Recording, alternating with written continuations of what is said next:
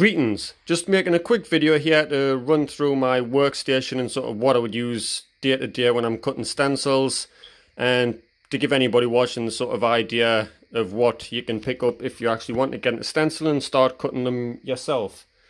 So just a quick run through. The first thing that I have obviously is the stencil itself. This is printed out on 250 GSM paper. I tend to use between a 250 and 280. Personally, I find it not too difficult to cut, but still thick enough to be sort of long lasting. If you look at the back of the stencil here, you can sort of see where I'm at with cutting on this one already. And as you can see, it's pretty decent, and you are able to get nice fine detailed cuts in it. And with it being thicker than standard paper, you'll get a good few sprays out of this one as well when it's finished.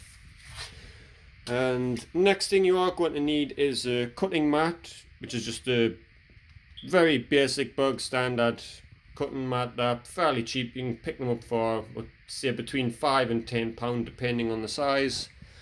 Obviously you're going to need this because you don't want the blade going through the paper and scratching up your table or work surface wherever you're working on. And it does make it easier to cut because it's firm for the paper to rest on, so you can go through with the blade, and it just does help get a nice even cut with that. Have just a little box here. As you can see, I go through quite a lot of Scalpel blades. There's the empty packagings. And then I'll move on to the Scalpel itself here. I prefer to use a Swan Morton handle, and obviously that takes the Swan Morton blades, which are what I'm more comfortable with using. As you can see, I do have a little hair band thingy on it here.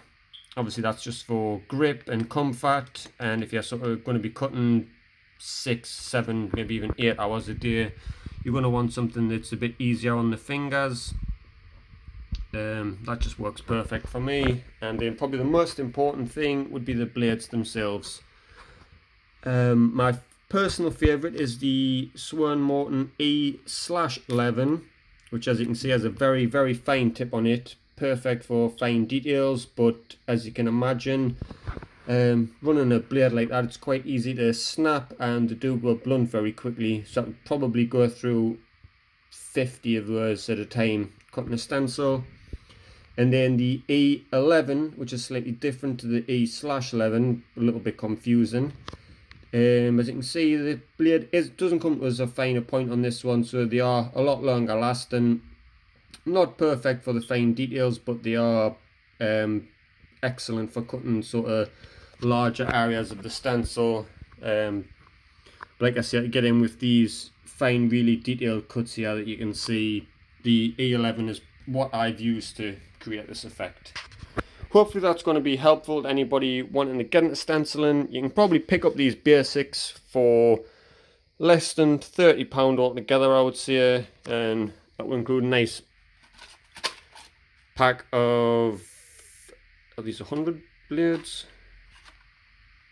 Yeah, I think this is a box of 100. Like I say, very important because I do go through quite a lot of those in each stencil design. Right, thanks for watching, and if you are hoping to get into stencil, I hope this is going to help you out a little bit just to begin your journey. Keep it real, like Ian Beale.